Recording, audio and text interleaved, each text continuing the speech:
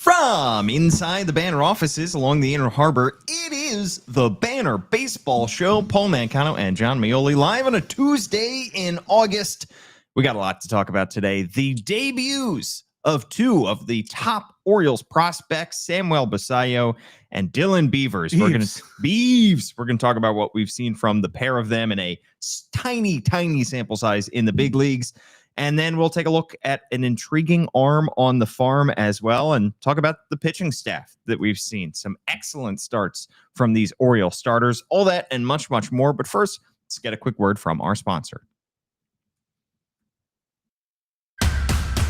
For the fifth year in a row, Toyota is the best resale value brand according to Kelley Blue Book's KBB.com, including the 2025 Grand Highlander, best in resale value for midsize SUVs. Toyota, let's go places. All right, John, before we dive into the B&B talk, the Dylan Beavers, Samuel Basallo, this team was made up of so many M's not that long ago. Mullins, Mountcastle, Mancini. And now we've gotten the bees. Yeah, the bees are here. The killer bees. I was watching last night. Kevin Brown mentioned that you could look another at bee. Another bee. Yeah. Older than those guys, although probably not by too much. He mentioned that you could look back at this weekend and be like, oh, remember those guys came up back to back. Yeah. And all of a sudden, it was it's probably not what's going to happen, but. And also very interesting people to be paired together. Yeah. They were roommates in AAA Norfolk, apparently. I didn't know that. That's great. It's there's a higher barrier of entry. You need to have a 900 OPS to live in that apartment. And then they qualified. Yeah. Good for them for doing that. Yeah. But really interesting. And yes, their last name started with a B to bring it back home. That is exciting. We're going to talk about what we've seen from them in their introduction to the big leagues. But first, I have said on this podcast, if you write us a 5-star review on Apple Podcasts, I will read it out here. And we got a 5-star review, John, from somebody whose username I can't pronounce. Kai Baines. They say, entertaining and educational. A great show for someone like me who is just starting to follow the Orioles closely. I would love if they did a Fast and Furious recap episodes in the offseason. LOL, that is coming. I would assume we'll figure it out once we hit October. But I'm so sorry to this person who is just now getting into the Orioles. What a time. What a season to just now be following the Orioles. Yeah, and we were just talking, this is not, I guess it's okay if this is an aberration. And that's kind of where we're at with pretty much everything. There's this underpinning of, I was talking to a player last homestand about how all this has been. He was like, we could just come back in spring training and wash this away and win 100 games next year. And you just think to yourself, yeah. And I was trying to deal with this last night and doing a poor job. And I basically closed my computer and stopped writing. But Trevor Rogers is kind of like everybody. We're going to talk a little about the rotation. It's you're building on something. You're building and building and building, no matter how high this tower of he's been awesome. It's been so good. And it's going to be impossible to look past how this started and the work that it took to get here. And pretty much everyone on this team, and by proxy, this team as a whole, you can look at them and be yeah, this could be really good. This has been really good for months, weeks, months, however the season ends, and it's probably going to end better than it started. I think that's a fact, but you're going to have this, there's going to be a crack somewhere, some little wobble in the foundation where you're I don't know, are we sure? And that's a weird place to start as an Orioles fan, considering the places you could have gone in before. Yeah, it's definitely a weird time. I want to, on a future episode, I've been watching the show, the mid-aughts classic, Lost, the television drama, and I want to compare the Orioles to that show Lost because I've been drawing a lot of parallels in my life there, but I'll save that for a separate show. That's a nice teaser for down the road. We've already acknowledged that this show is Fast and Furious. So until I watch those movies, I really can't confirm. But yeah, this is an interesting time. And John, it's funny because all the things that you said would happen back in May when the Orioles fired Brandon Hyde are happening. This team is going to get closer to 500. They might finish the season at or above 500 the way that they are playing right now. The vibes seem to be back, and we're going to look at all of these guys' cumulative stats on October 1st or whenever the season ends and say, man, this guy finished with a great year. Gunnar Henderson ended up having a solid year. Jordan Westberg, hopefully he comes back from injury after he rolled his ankle last night. But he ended up having a solid year. Adley Rutschman turned around his struggles a little bit. We saw some great pitching performances. Why did this team finish at or below 500? And we can't forget that it's because of the way that they started the season, which was some of the worst baseball we've ever seen. Yeah. It's pretty bad. Yeah. I mean, I've done some traveling, seen some family, talking to people that aren't living in Baltimore and living in this experience. And you can just do a really easy and simple job of explaining what happened when if you just say everything that could go wrong did go wrong. Yeah. Murphy's Law. Literally everything. They have the best pitcher in baseball on their team, and they couldn't use him because he was hurt. And they have Trevor Rogers. I'm talking about Kyle Bradish. Oh, I thought you were talking about. No, that was a joke. That was a bad joke. But Kyle Bradish is going to come back and join this rotation, this version of this rotation. That's good. I don't think you can say that it's a bad thing that Dean Kramer had a bad April, because that's what he does. But I filtered out for the newsletter just May through October stats the last 4 years, and Dean Kramer has a 3.8 with he's steady. He's one of the there aren't a lot of pitchers who have pitched as many innings in those. You basically have to say you've been healthy for 4 years to hit whatever threshold you want to put, and he's in the top third of them. Yeah. And he's just this guy that everyone's annoyed with because he starts seasons badly, and once a month he'll give up 5 runs in 6 innings, and all the other starts he doesn't. Yeah. But everything that could go bad did, and it's really hard to wrap one's head around that. It was like everybody got the Dean Kramer bug. Yeah. Everybody on this team started out the season poorly. Yeah. I'm also not going to pull up the, all the things that we talked about that have happened. It's all the lefty stuff. If I brought up the all-star roster, how many all-star left-handed pitchers do the Orioles face in those first 6 weeks? They never miss Skubal. Yeah. Bubic, all these guys. I don't want to pull it up, but if they were terrible against lefties, and also every hitter is terrible against all those lefties, and they lost all those games. Yes, Charlie Morton's terrible. They lost all those games. Kyle Gibson started 4 games for this team. I don't believe they won any of those. It's just there's just.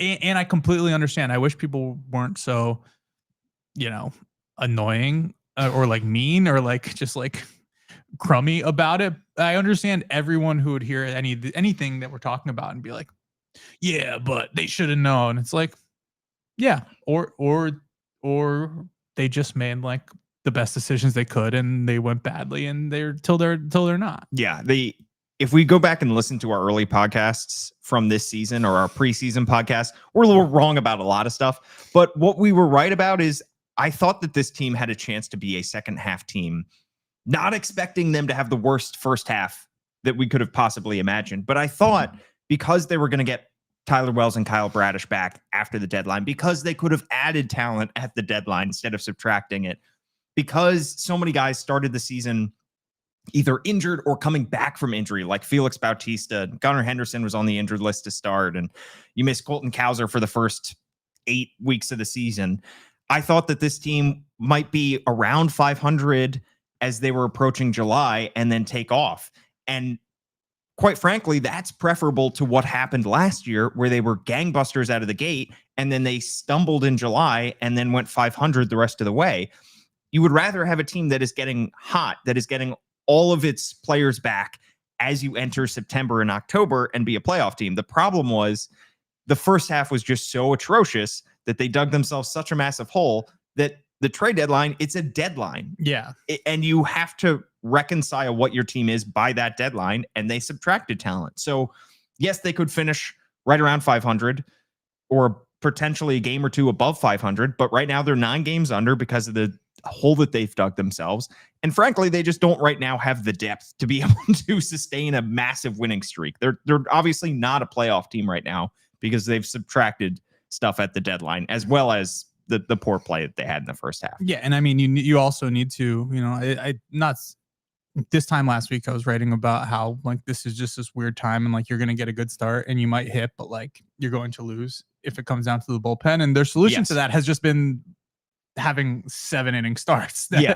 Having their starters go 7 innings and them scoring 5 runs. And like, there's not a single person who's watching that game last night at Fenway Park in Baltimore, anywhere across the Orioles, radio network who was listening to it, who had Yennier Cano coming in that situation. And we're like, I'm turning this off. Yeah. I'm feeling good about this. Yeah. I'm going to roll over and go to bed. I'm going to sleep well tonight, knowing that Yennier Cano has the 9th here. And it didn't turn out badly, but it turned out the way that it does in those situations where it's a little hairy.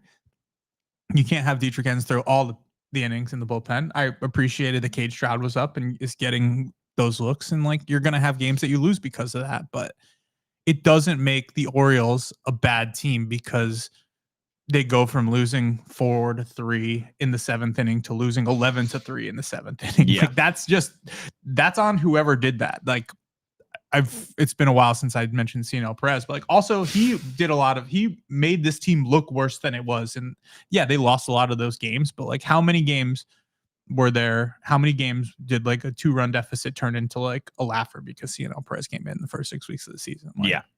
I don't know. A lot. All right. Well, we're 10 minutes in and we haven't even really dived into Beavers and Basallo, but we got to talk about them now.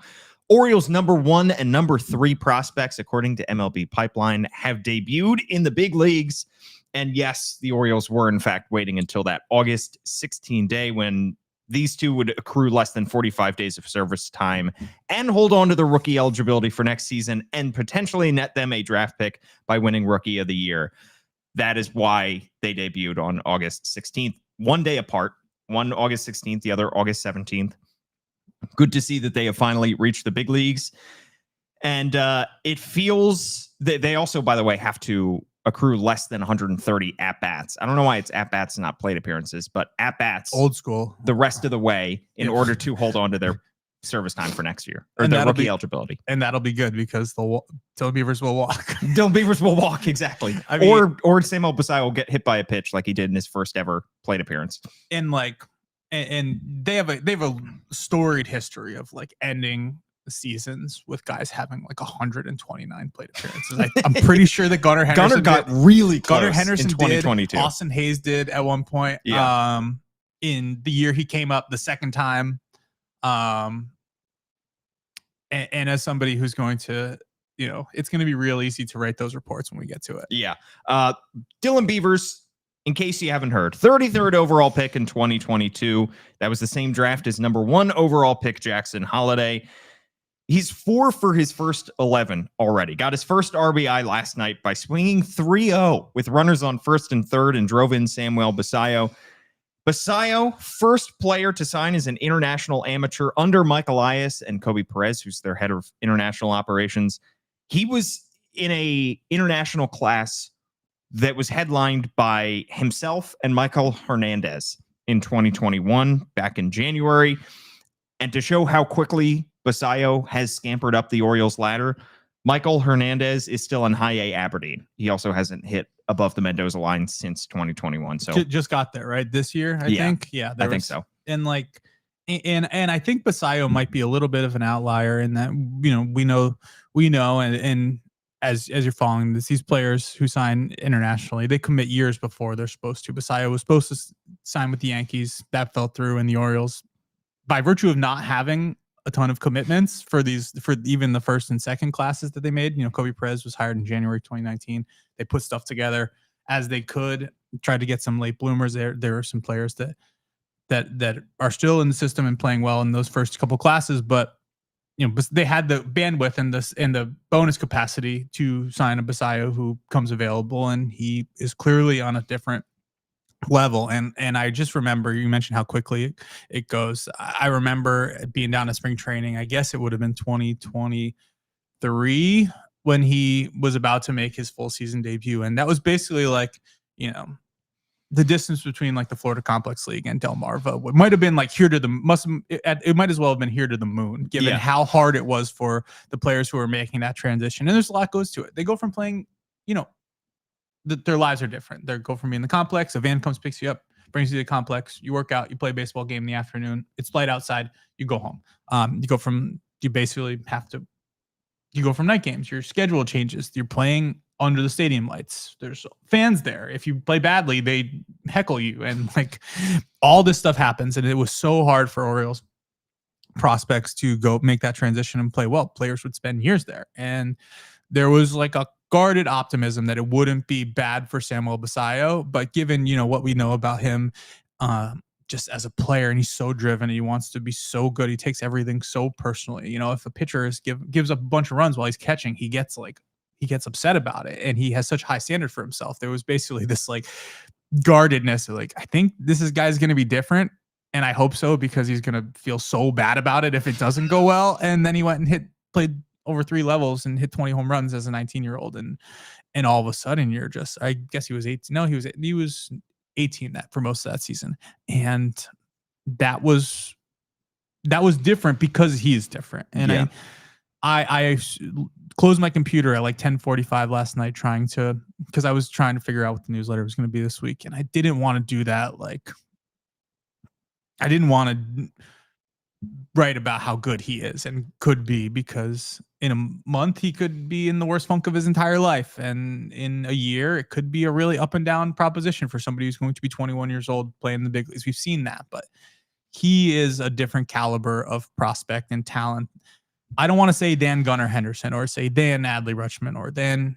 It's hard to compare, but there is just, you've seen it already. There is such upside. There's such talent, and he's going to be playing a different mental game in the big leagues than he had to in the minors, and he's equipped to do that, but it's just different. He was probably overqualified at the plate mentally.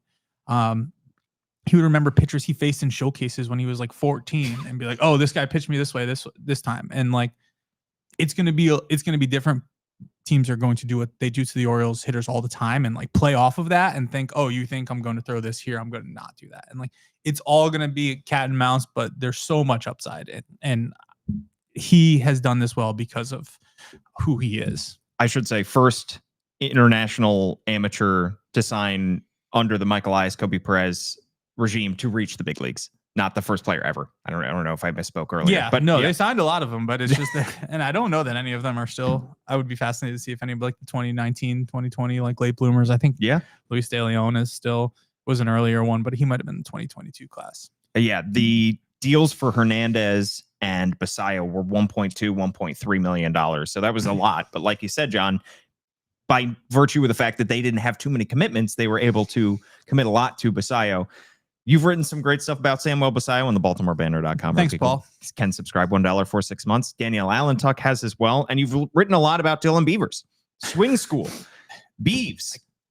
These are Big League Beavs. Big League Beavs. These are two guys who I think fans are already getting a taste for, one, just how talented they are. I mean, to see Samuel Basallo almost go oppo over the Green Monster last night and also rip a RBI single up the middle. He's 3 for his first 9.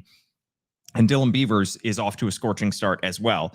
But also, too, how driven they are, how humble they are. This is an interesting pair of what we could call the next wave of Orioles prospects that are getting to reach the big leagues. And maybe if the Orioles were in playoff position, we wouldn't be seeing them in the big leagues this early or be seeing as much of them.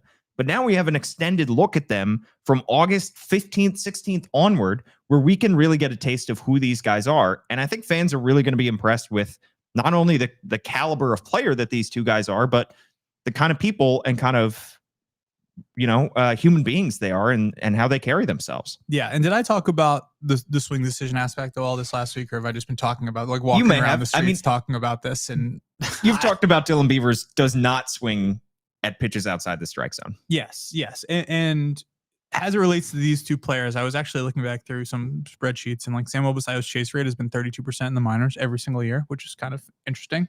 Not that it's good or bad. It's probably not as good. It's just consistent. It's just he is what he is. It's like when Oakland Athletics Chris Davis had the same exact batting average like 3 years in a row. Yeah. Cedric Mullins did that too. I think he had like a 720 OPS for 3 years after being an all-star.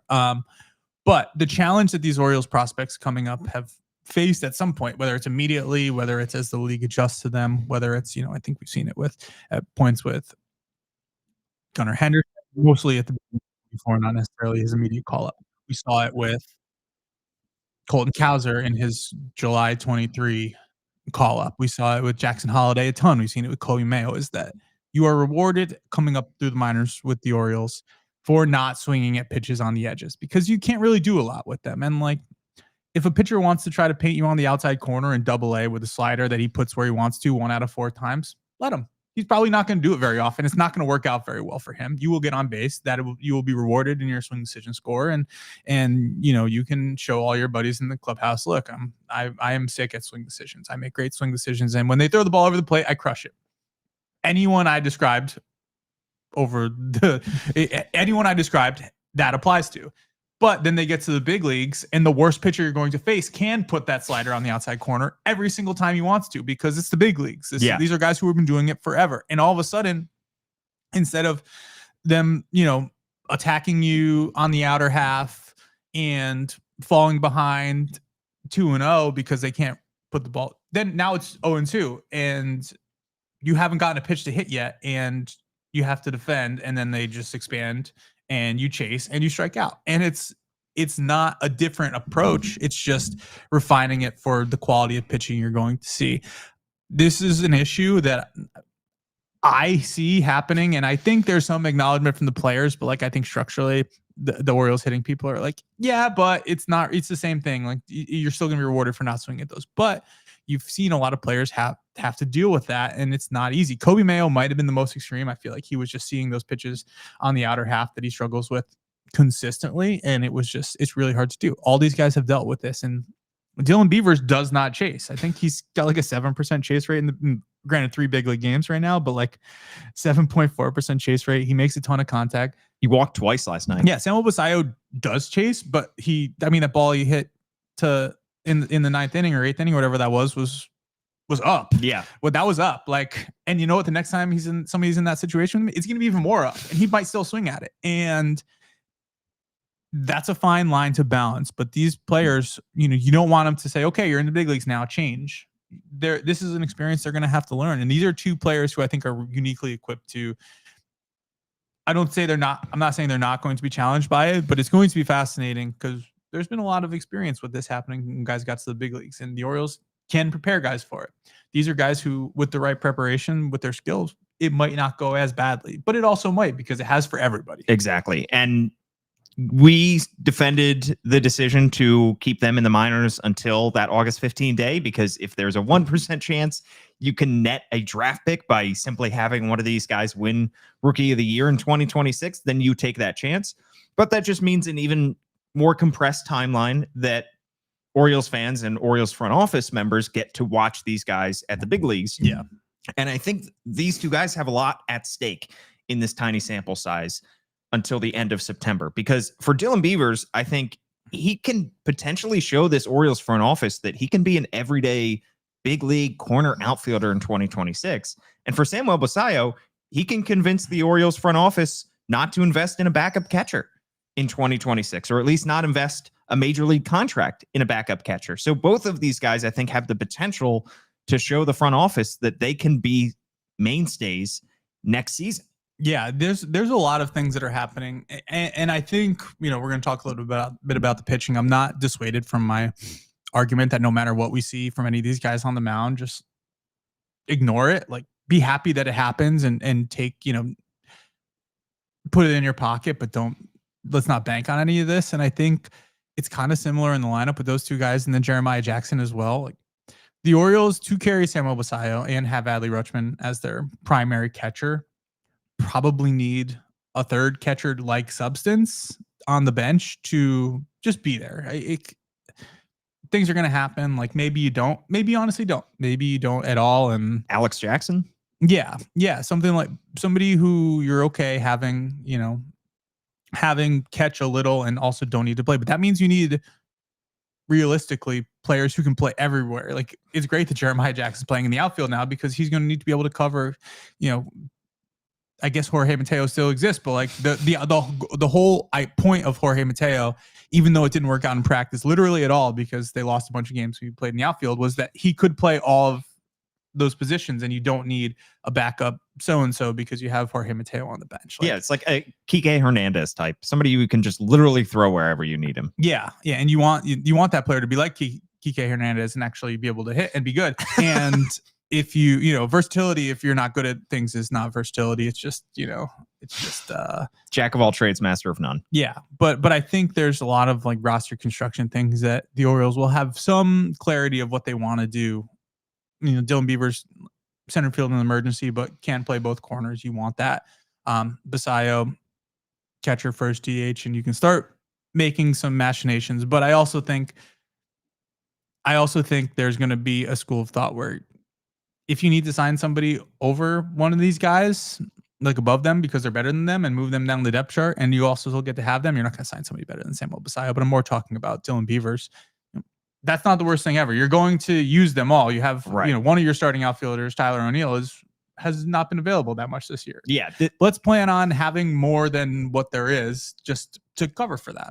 It's similar to the pitching conversation that we had last week, where you need to build depth upon depth upon depth, and if that just pushes guys down that you want to see, pushes them down the depth chart, that's not the end of the world. You'd rather just get the talent in here. I think last offseason, you at times advocated for signing Alex Bregman. Oh God, that would have been. You see what has happened in Boston with him, or part of the early part of spring training, like the first week, the Red Sox came to Sarasota, and all their young guys were chirping Alex Bregman for not going on the road. So he was like, "All right, yeah, you're right, I should do this," and came to play and they rode the bus with them and just talked baseball. Yeah, all those guys are loving the Alex Bregman experience, and you can do that type of stuff.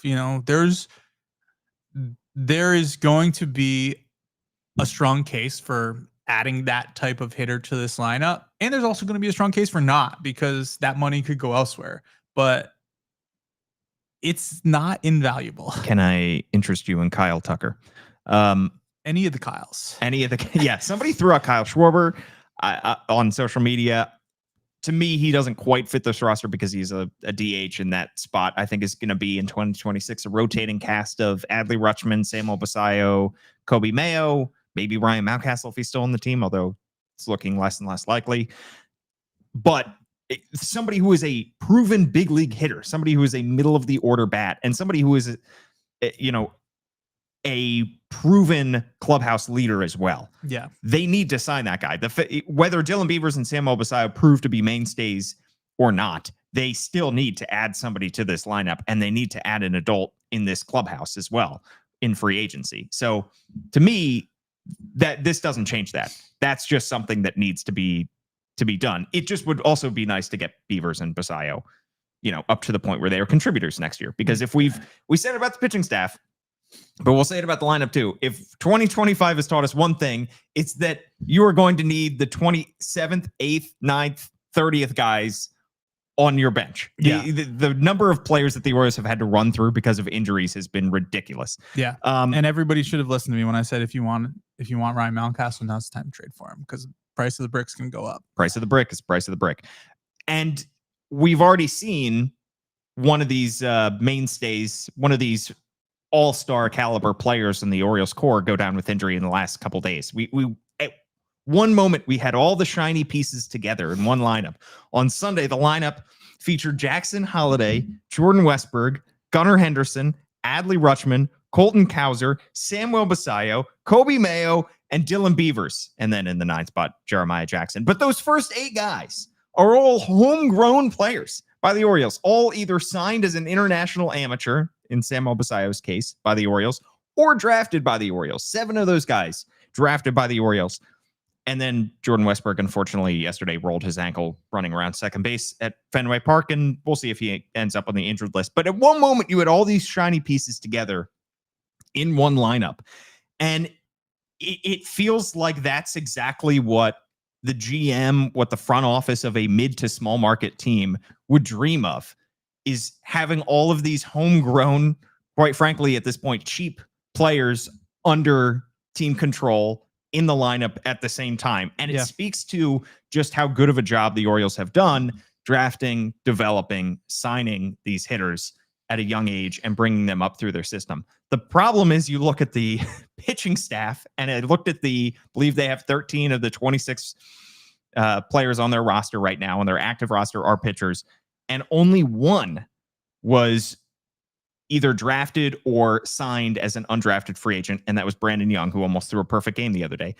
The other 12 were either traded for, signed as a veteran. They were not drafted by the Orioles or acquired as an amateur. Yeah. So by this front office. Yes, by this front office. Yeah. Yeah. It's pretty stark.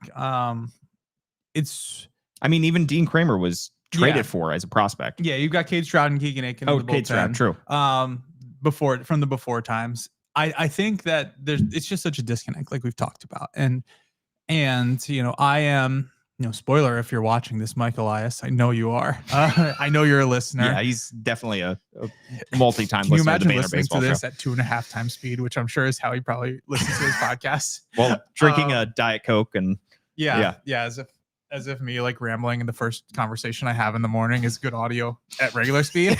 Now we can do it at 2.5 speed. I would love to know the idea of like, we talk a lot about competitive windows, and people who follow the Orioles talk about competitive windows. And I'd be fascinated to know like what his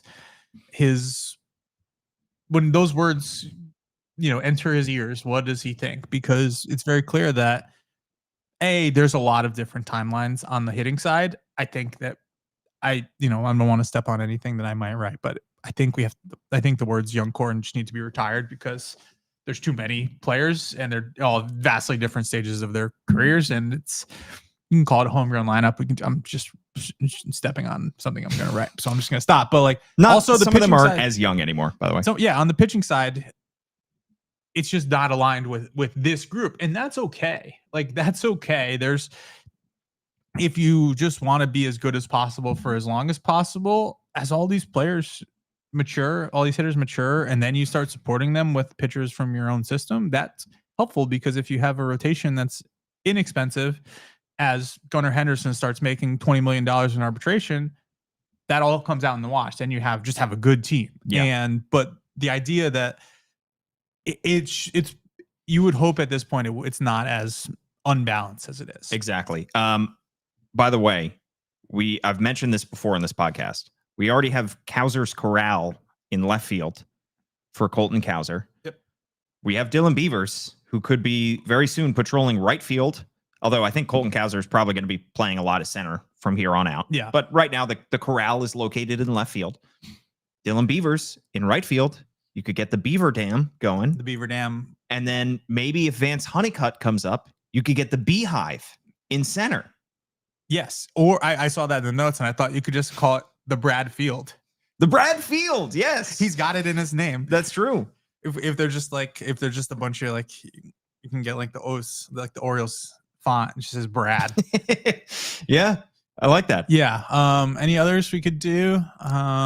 Just a bunch of Mayo people over at third base or at first base, I guess. Yeah, first base now. We're just gimmicking it up. Yeah. Oh, it's all gimmicks from here on out. I support gimmicks, I think. All right, let's talk about the pitching, because we've seen some excellent pitching performances. And I think Brandon Young, if Mike Elias is listening, then I think Brandon Young and Dean Kramer were listening last week when we said Dean Kramer, Cade Povich, Brandon Young, Chase McDermott, none of those guys should be considered anything better than the 5th best starting pitcher in the Orioles staff. We said Dean Kramer should be your number 5 next year, not by virtue of how he's performed this year, but by virtue of the fact that you need to acquire better pitchers than Dean Kramer this offseason. Nothing against Dean. And I saw somebody comment as well, as we are live on X, YouTube, and Facebook, complaining that John cut his hair.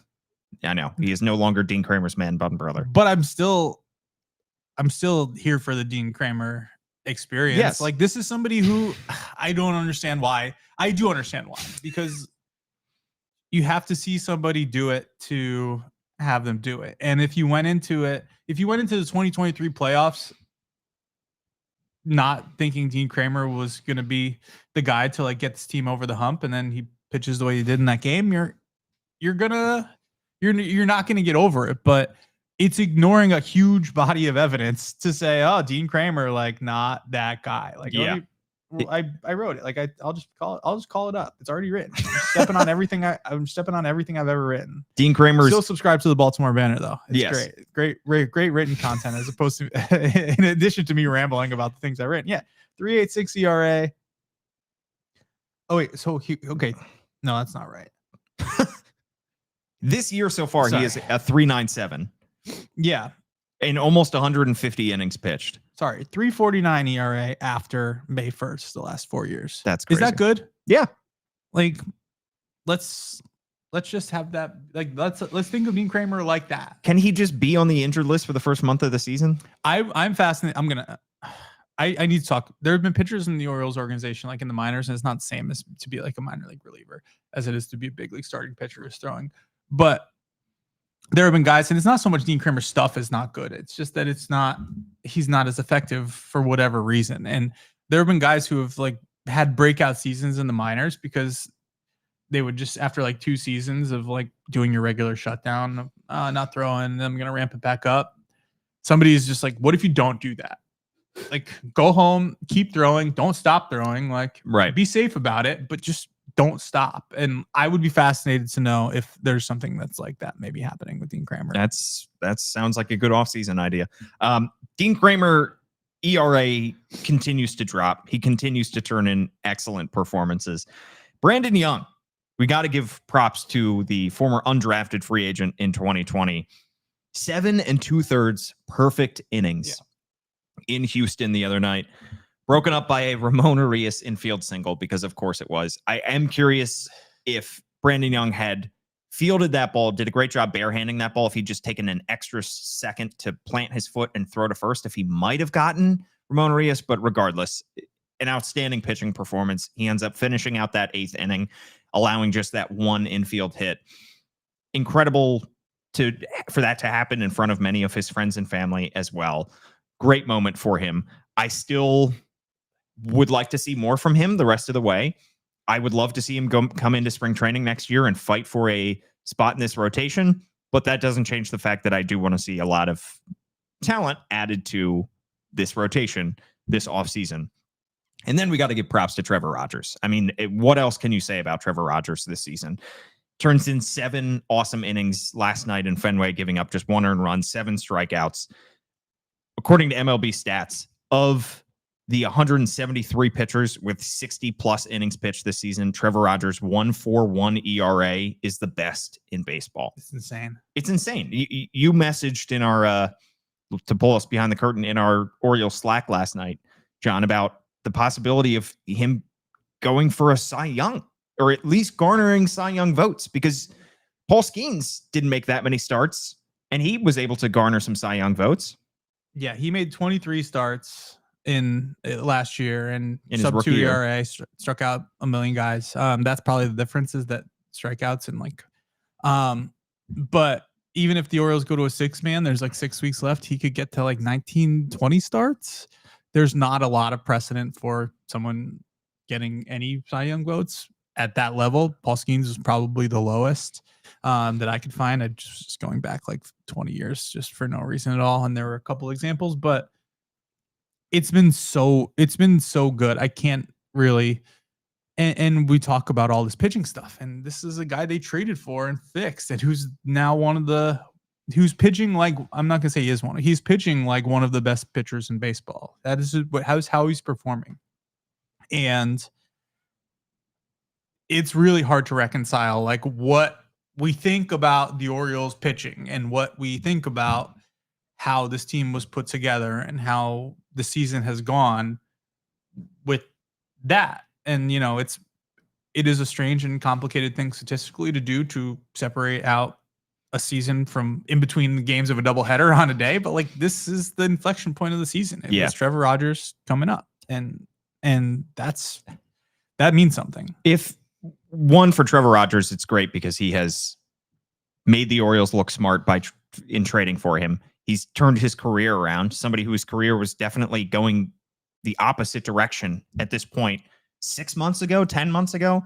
And he's turned himself into, like you said, pitching like one of the best pitchers in all of baseball. Yeah. And it also just goes to show that this season has been a trying exercise for a lot of fans. And I know that there were fans that were so down on this team around the trade deadline when they trade everybody who is not nailed down. And some of the guys that they have built this team around were not performing the way they should have. And there were fans at the beginning of the year saying fire Brandon Hyde. They did that. There were fans at the trade deadline saying fire Mike Elias. It's never all one way. Mike Elias has not been perfect. This front office has not been perfect. This player development staff has not been perfect. But they also have some wins here. And for Mike Elias' sake, finding Trevor Rogers, fixing him, this development staff, fixing Trevor Rogers, that's a win. The Ramon Laureano contract, that's a win. You know, them fixing Charlie Morton, whether that was his own doing or the pitching staff, a little bit of both. Yeah. That's a win. So it's never all one way or the other. So if nothing else, this should give Orioles fans at least a little bit of confidence that there are parts of this organization that are working well, that are doing what they should be doing. And whether it's luck, whether it's poor performance, whatever it was, we definitely saw the lowest of the lows in the first half of the season. But now we're seeing, all right, there are elements of this organization. This can work.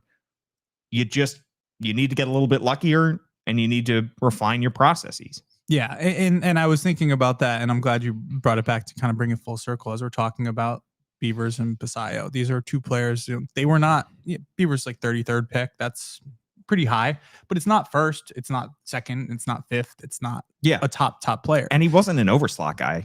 He was in the first round mix. And I think there were teams that were going to take him earlier if other guys were, I know of one team that had him like next. He was number 2 on their board and they were picking him like the 20s. And if the guy they wanted and ultimately took wasn't there, they were going to take Beavers and be thrilled about it. But that person also very clearly and, openly admitted that this was the place for him to go, given what he knew he needed to do to improve his swing and to make himself the hitter he wanted to be. Everyone knows there's talent. You can look at somebody who's that fast and that athletic and makes that amount of contact and doesn't chase and say, that guy's going to make it to the big leagues. Even if he's doing this, and I'm not going to bury anybody by saying this, even if he was drafted by the 2016 Orioles, drafted by the Orioles in 2015, 16, whatever, he's going to make it to the big leagues. But for him to be the potential impactful player that he's really turned into, and especially this year, that's something that they could do here. Samuel Basallo has been brought through, incredibly talented. You can't watch him play baseball and be like, oh, that's all developed. Like that's all he must have had done really good work in the cage. It's like, there's just so much talent there. You can't even deny it. You watch him play for 2 games and you're like, oh my God, this guy's ridiculous. But there's a lot of, now this phase that they're in of not picking at the top of every draft, there's a lot of work to be done with some of these hitters, and it shows that they do that. And I think that's something that you mentioned. It was easy and it was hard to argue and refute as things were falling apart that people thought that everything was a disaster. And everything's broken. This was all completely shot. And there's still some fans that think that and continue to think that. Like, that is completely reasonable to think, because you're watching a team that is a bunch of waiver claims and guys who are terrible in the bullpen, and a bunch of guys who we're told were going to be good, who are on the team and have been hurt, some underperformed, whatever. They're not performing.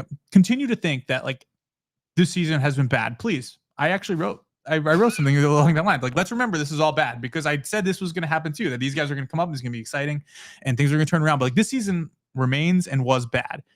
And I think that one thing that was lost in all this is that this organization continues to be good at what they do, which one of the things they do is get hitters to the big leagues, as we can see. Yeah. I think to take people behind the curtain again, after we finished our trade deadline show, we turned off the cameras, we turned off the stream, and we just said, how did it get to this point? What the hell just happened? How did we get here? But then, and I'm sure the Orioles front office has done a lot of that in the last couple months, last several months, really since the season started in Toronto. But you have to pick yourself up and go, all right, well, where do we go from here? And if the last 2 months, if you just get a couple people who stand out here and there, you get Trevor Rogers looking like an ace. You get Jeremiah Jackson maybe showing that he can be a nice bench piece. You get Samuel Basallo and Dylan Beavers turning some heads and getting people to say, all right, this guy might be a long-time big leaguer. Then that's what you have to look for. That doesn't undo everything that we saw in the first half. Yeah. But I think Orioles fans would just like to see, this is a nice time to see, all right, not everything here is lost. Don't blow it up. Yeah, and I think there's also a part of this too, as we're talking about, like, this is already, all this thoughts, like, I think there's also a lot more dwelling on this outside still. I think, it took a while for them to kind of chart the course for this deadline, and decide what they were going to do. I think the way the team played coming out of the All-Star break kind of solidified it, but you're still, are we adding? Are we subtracting? But I think, and I've had some brief conversations with people, I think there's a lot. I think if there was hand wringing and like banging heads against the wall and like self-flagellation, it's over. Yeah. This is what's going on now. It's about making sure this doesn't happen again. It's not lamenting what happened then. And I think there's good and bad to that, and I think that's why it's important, even for somebody who's not, I was impacted by how things went. It was like really hard to process in the moment. I believe the person that you met in the grocery store commented on how commented on that all those months ago. Yeah. It was challenging to wrap my head around, but like, I don't know how. I think it's important for everyone to remember all that happened, but I think it's also important to remember that this is a front office and a team that's pretty convicted in what they're doing and is probably going to continue to do a lot of those things despite how all this went. So It's important for us on the outside to say, hey, all right, let's remember this was bad. Thank you. That Orioles fan that I ran into in the grocery store all those months ago was worried about John's mental health. Yeah, she wasn't alone. And let's hope it's improved. It's better. It's definitely better. All right. Let's talk about one of the pitchers that John has gotten to watch on the farm on the other side of this quick break. For the 5th year in a row, Toyota is the best resale value brand according to Kelley Blue Book's KBB.com, including the 2025 Grand Highlander, best in resale value for midsize SUVs. Toyota, let's go places. It's time for our minor league check-in segment this week, and this time we're focusing on 23-year-old right-handed pitcher Jerron Watts-Brown. He was the return in the Sir Anthony Dominguez deal with the Toronto Blue Jays, a 2023 third-round pick out of Oklahoma State. Orioles number 13 prospect, according to MLB Pipeline. He's gotten 3 starts in AA Chesapeake, one of which John was there for in person. They haven't gone spectacularly. He's got a 6.91 ERA, 20 strikeouts, so he's getting a lot of whiffs, and just 4 walks, not walking a lot of guys in 14 1/3 innings. But he's allowed 6 home runs in those 3 starts. He's already given up as many home runs in 14 1/3 innings this year with AA Chesapeake as he did in 89 innings between High A and AA in Toronto's system this year. John, what have you seen when watching Jerron Watts-Brown? I was very interested as I watched. I mean, his best pitch is his slider. I think that's pretty well known, and it is really, really good. I was just counting through on my little book here with Paul.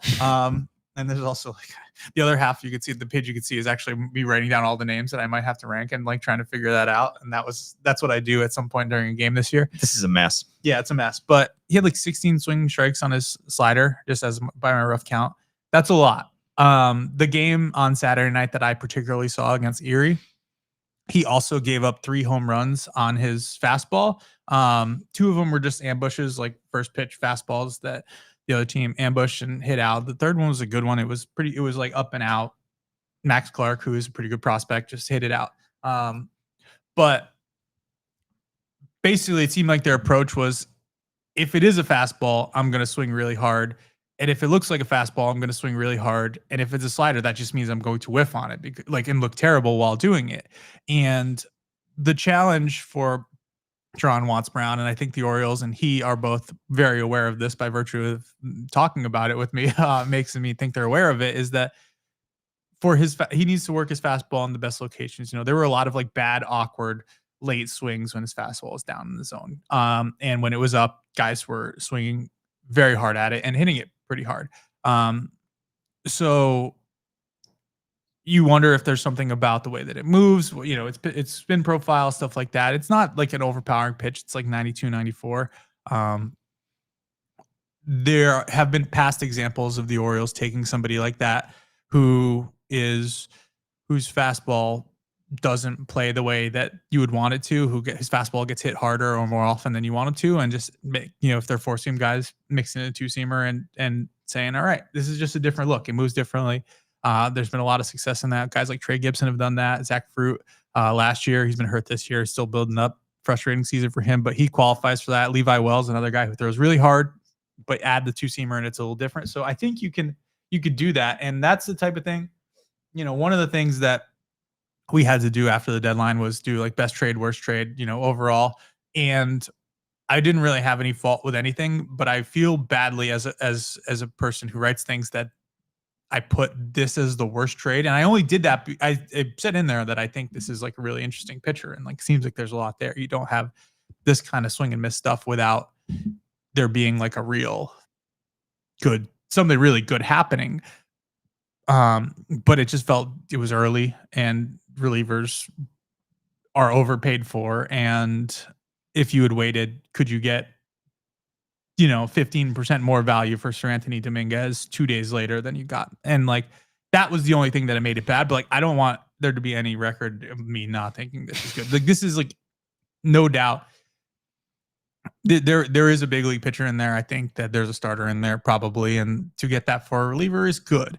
But this is another instance where you look at what the Orioles do and say, can you continue to do it? He seems like he's open to a lot of stuff. He obviously is a pitcher who wants to be a starter, wants to be great. And if you can't pitch off your fastball, if your outings hinge on whether you have your best fastball or not, which is what he kind of described himself to me as, then it's hard to be a starter. So I think there's a way for them to make it so that's the case. And I don't know if that happens the rest of this year. I don't know if that's something he comes in spring training with next year, but it doesn't take away from the fact that, like, I don't think I've seen a one pitch in a minor league game get as much whiffs as a slider did that day. It was insane. That's impressive. And I think it's a reminder that a lot of the work that we see from these acquired players, from these prospects that the Orioles got at the deadline, is going to come this offseason. Yeah. So, it's like on the flip side of it, Kyle Stowers in Miami struggled mightily after he was traded by Baltimore to Miami in the second half of last year, and then worked on so many things in the offseason and is an all-star this year. We're going to see a lot of these prospects maybe put up so subpar numbers in their first introduction to the Orioles system. And then the offseason, that's when they have a plan in place. That's when the Orioles front office and development system is able to work with them. And then they go into next year and they're gangbusters. Yeah. Boston Bateman, we talked about last week, he's going to be in Aberdeen now. He's going to drive down 95 to the lab at some point, I'm sure. And like, this is going to be the jumping off point for everything that's going to happen over the next 6 months. And it's going to be really fascinating to see the results of this deadline, even not so much like in 5 years when you have just like next year.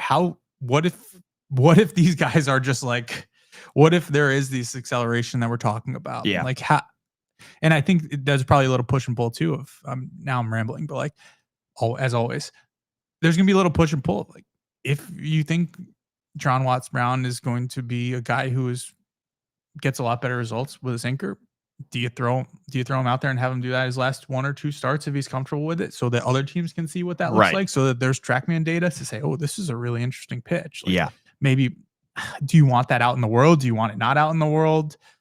I'm fascinated to see how that works too. Before we even get to the possibility of trading these guys too, they have to think about adding some of these guys to the 40-man to protect them from the Rule 5 draft. Yeah. I don't think Jerron Watts Brown is not part of that, but there are going to be a lot of guys that we're going to have that conversation with.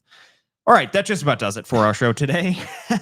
We have talked about enough topics here, and we will have another show next week. I go to France in 2 days, but we're going to bank an episode for next week. At John Meoli is his handle. I'm at Paul Mancano and at All Manner Sports. Subscribe to the Baltimore Banner. Subscribe to John's newsletter, Inside the Dugout, and subscribe to the Banner Baseball Show anywhere that you get your podcast. Write us a 5-star review. I'll read it out here